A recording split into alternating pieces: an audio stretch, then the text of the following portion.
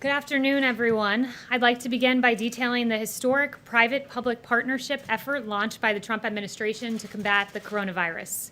As both a businessman and as president, you'll all remember then candidate Donald Trump, now President Donald Trump, being adamant about bringing manufacturing jobs back to America. President Obama and the Democrats had given up on manufacturing with President Obama's erroneously prediction that Trump would need a magic wand in order to bring back American jobs. Not so. The reality is President Trump revived manufacturing in this country, and he tore up disastrous trade deals that hemorrhaged American jobs, like NAFTA and like the plan that was in work, the Trans-Pacific Partnership. Instead, he put in place better trade deals to bring back American jobs and to bring back American manufacturing. And in the battle against the invisible enemy, President Trump took action to shore up our domestic supply chains in order to deliver the necessary PPE and other medical equipment to the states.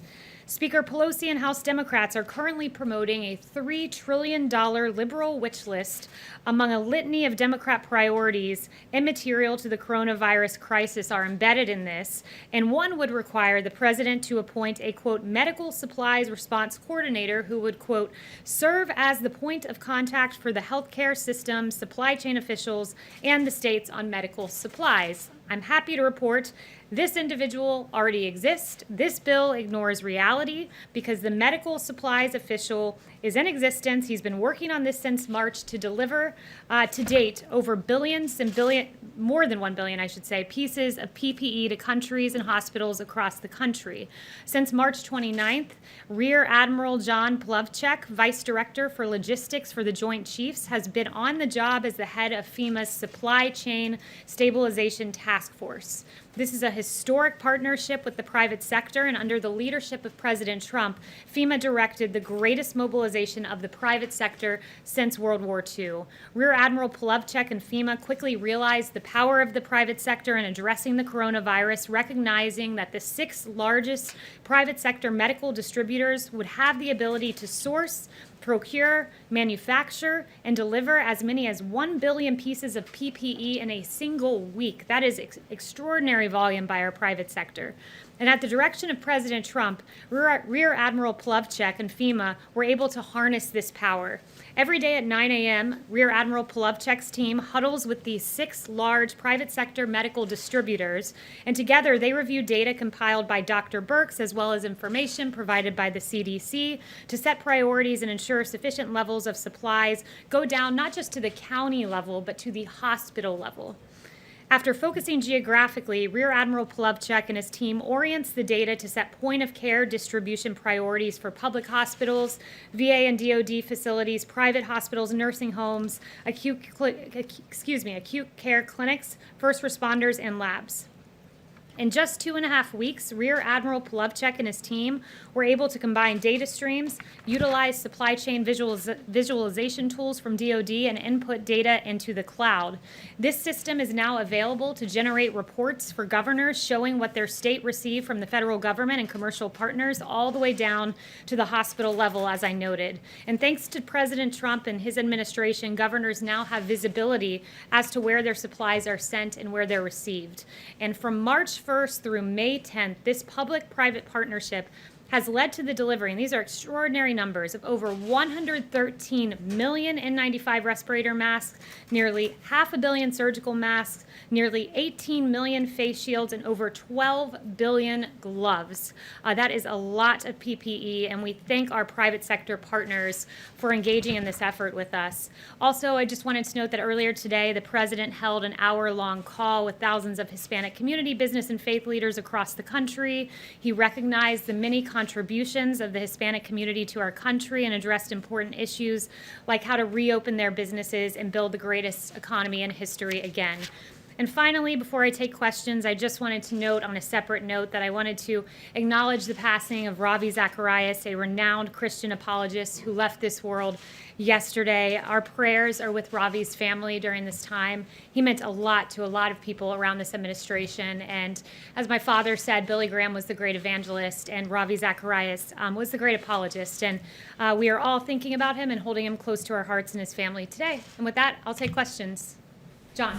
Kayleigh, what does the president believe is illegal about the Secretary of State of Michigan sending out absentee ballot applications, and what federal funding is he considering withholding from the state of Michigan as a result? So, I won't get into exactly what the funding considerations are. I would note that his tweets were meant to alert Secretary Mnuchin and Mr. Vogt about, head of OMB, about his concerns with trillions of dollars going to these states and his noted concerns about a lot of fraud that is potentially at play when you have mass mail-in voting. So with regard to the illegality and legality of it, that's a question for the campaign as to their voting and ballot practices. But I would just note that his tweet was meant to alert OMB. He wanted to be very careful as we send trillions of dollars to states that we keep this important point in mind and we ensure that there's fairness in our voting system and absolute accuracy.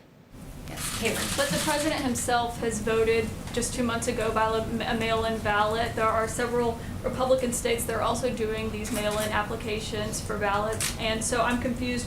What is it that he thinks is illegal that's happening in Michigan? He doesn't really specify. So first, with regard to the president doing a mail-in vote, the president is, after all, the president, which means he's here in Washington. He's unable to cast his vote down in Florida, his state of residence.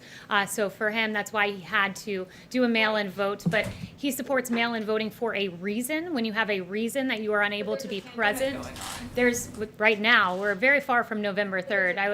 I'm glad that you have the prediction tool and you can tell us what will be happening on November 3rd, 2020. I certainly don't, nor does the president. Primaries coming up, and that's like what's happening in Nevada and whatnot. I assume you care about fairness and accuracy in our elections, do you not? Of course I do. But Of there's course. not evidence that there is widespread voter fraud. So there's evidence.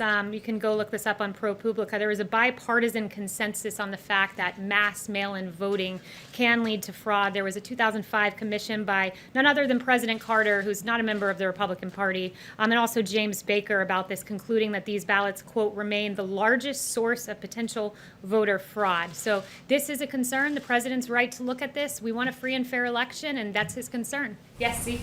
Kayleigh, on this subject and one other on a different one, the president deleted his first tweet, which alleged falsely that the state of Michigan was sending out absentee ballots to every voter. In fact, they sent out absentee ballot requests. Was the president misinformed this morning? And why is he only directing this message toward Michigan, not other states like Georgia and others that are sending similar absentee ballot requests to their citizens? So the president corrected his tweet, as you noted, and with regard to going state by state and looking at ballots and the way they're distributed, that would be a question for the Trump campaign, and I'd refer you to the campaign on that point. On the G7, do you have any more details on the timing when the president would like to schedule that here in Washington? And does that mean that travel restrictions that are currently in place on travel from Europe, from China, and other places would potentially be relaxed before that meeting would take place here? So I won't get into the mechanics of how that would happen. I would note that the president really wants to see the G7 happen here in Washington as we begin not just to reopen the country, but as the world begins to reopen. He'd like to see it happen sometime in June, but as to a particular date, I don't have any announcement on that front or to the mechanisms of how we'd make that work. Yes. Thanks, Kayleigh. Couple of questions for you. One, does President Trump support the CDC guidelines that were released over the weekend? And if so, why were they released so quietly? Why not talk about them, roll them out here from the podium? So the CDC guidelines, there was a 60-page document that came out last night that I assume you're referencing. That document, I talked to Dr. Redfield earlier today about it, and much of that was already out there. So Appendixes A, B, C, and D had been out there for a while. Appendix E, he said he thinks got posted sometime late last week. And again, these were his rough estimates he was giving me. Appendix F was being discussed, and there was constructive criticism of it through the task force and the interagency process. So that was refined. And my point in sharing that with you is that the 60-page document was merely an aggregation of a lot of what was already out there. So it's not as if this was new information that we were announcing, but it was more guidance pursuant to our Reopening of America guidance that was issued several weeks ago. Does the president support the guidelines? Does he think Americans should follow those guidelines, or should they be following the initial guidelines that you rolled out here from the podium? So the president's been very clear. He supports the Reopening of America guidelines. The CDC guidelines are in concert with those guidelines. He wants to safely reopen this country. It's very important we do so, and it's good to see that most states, I think basically all of them, have plans at this point to reopen, and we're starting to see the safe reopening of several states and Americans getting back to work. Let me just get your reaction to something. We just got moments ago a statement from the American Nurses Association which says, quote, The American Nurses Association has not received reports from nurses or other frontline healthcare workers utilizing hydroxychloroquine as a preventative treatment for COVID-19.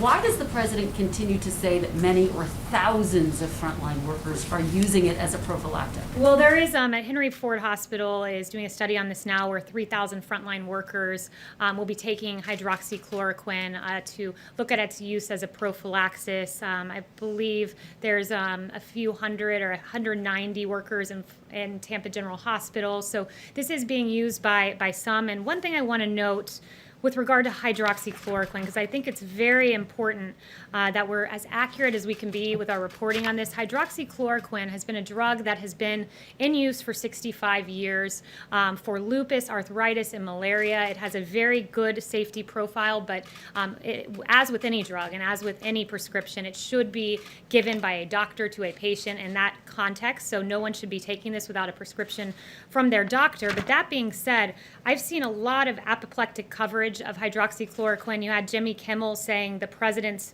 quote, trying to kill himself by taking it. You had Joe Scarborough saying, quote, this will kill you.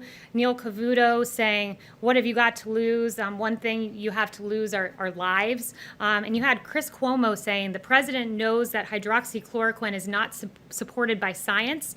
He knows it has been flagged by his own people, and he's using it. Well, Cuomo mocked the president for this. And interestingly, I found this out just before coming here. Hydroxychloroquine, of course, is an FDA-approved medication with a long proven track record for safety, and it turns out that Chris Cuomo took a less safe version of it called quinine, which the FDA removed from the market in 2006 because of its serious side effects, including death. So really interesting to have that criticism of the president. And on that note to Chris Cuomo, I'd like to redirect him to his brother, the governor of New York, Governor Cuomo, who has several on-the-record statements about hydroxychloroquine saying, I'm an optimist, I'm hopeful about the drug, and that's why we'll try it here in New York as soon as we get it.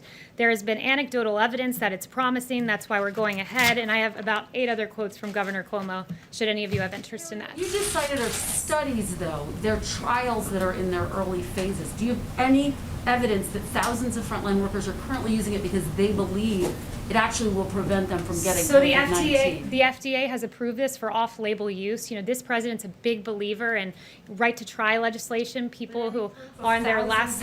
There are several studies that have been brought that the president has actually mentioned that I'd refer you to. There was one out of France, a French study involving more than 1,000 patients that found that the vast majority had, quote, good clinical outcomes, and by the vast majority, that was more than 90%. There was an Italian study of more than 65,000 patients that demonstrated only 20 tested positive of those who were taking it prophylactically, and a South Korea study as well. So there are several studies, and if you're someone out there and this is a safe drug to use, and your doctor, importantly to underscore that, and your doctor prescribes it for your use as a prophylaxis or after coming into contact with COVID, then it's something you should take if it's prescribed by the doctor and that's your personal medical choice.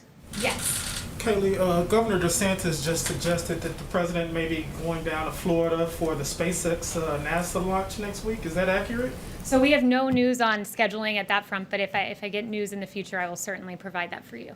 Yes, Jack. Kayleigh, how often does the president talk to Director Vogt or Acting Director Vogt from the OMB? To who? To the Acting Director of OMB. Often.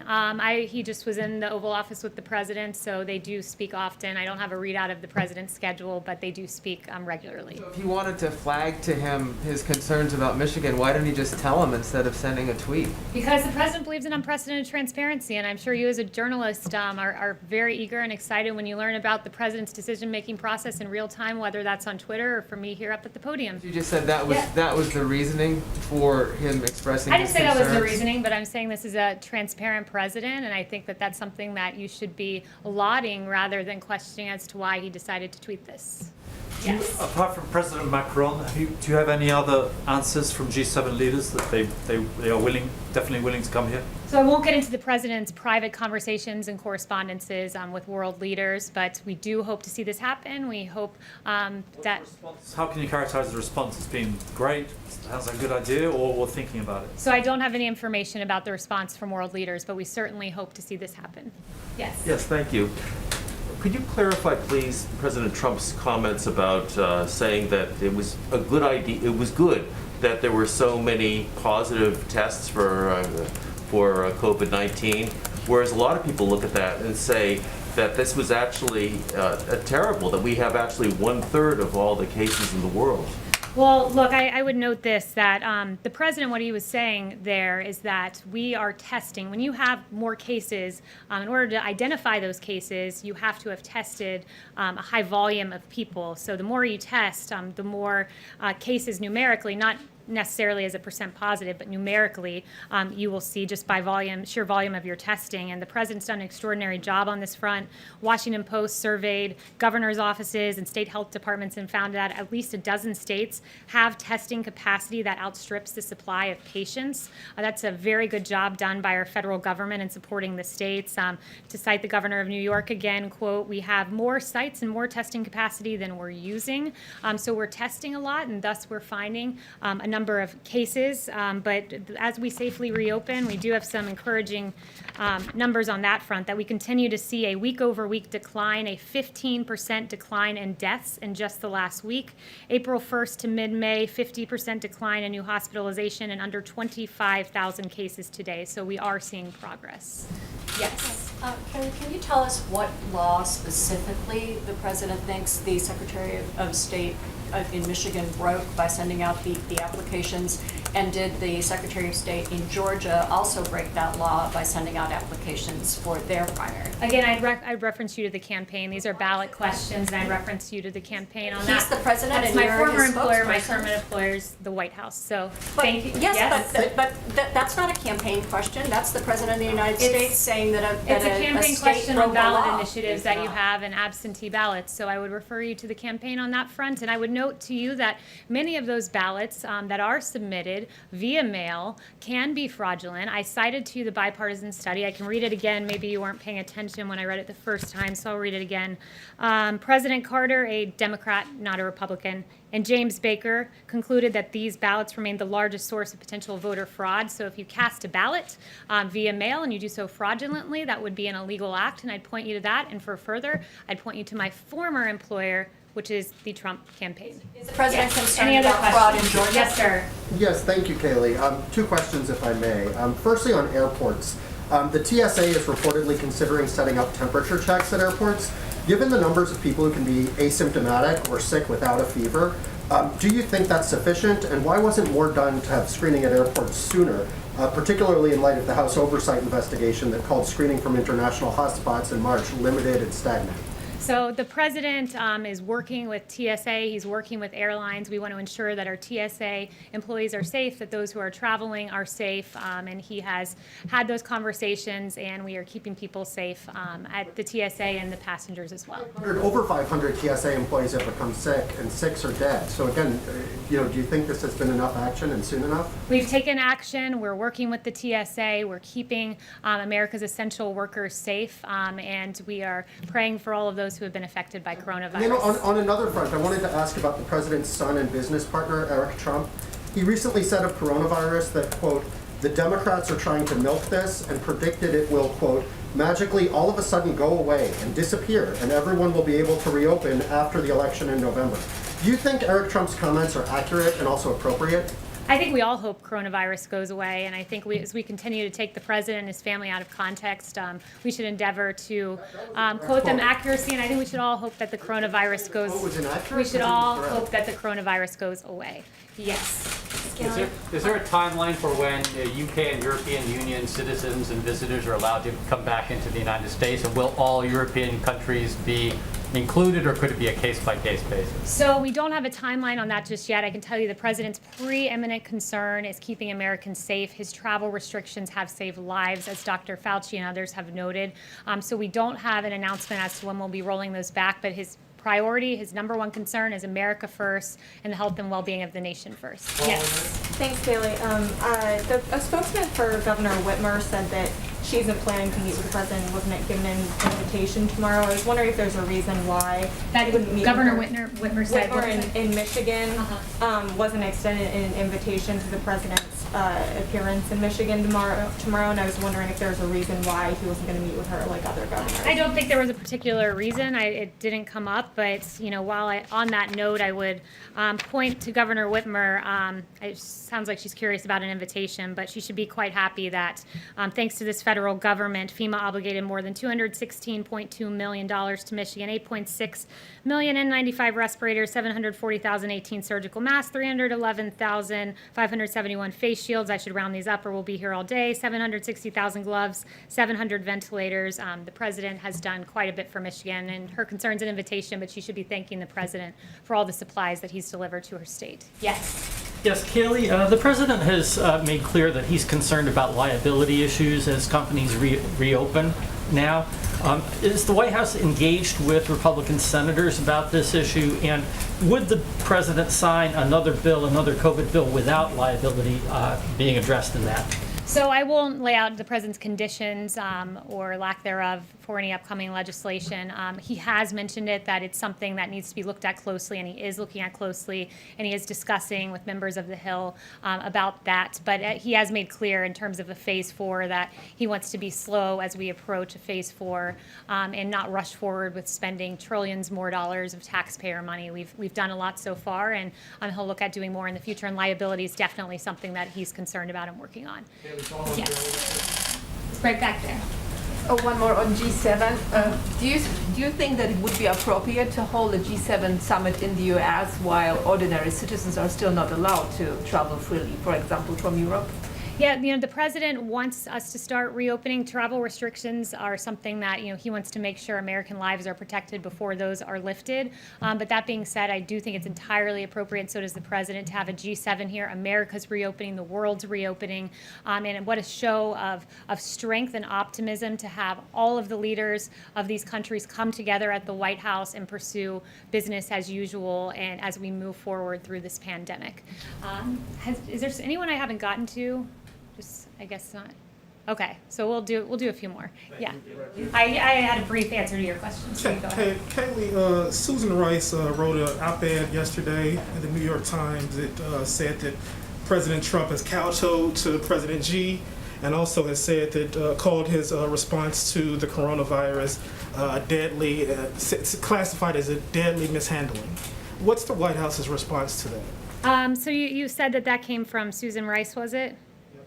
Okay, so first I would want to take a moment to address the president's response, because the president has had an extraordinary and early response to the coronavirus.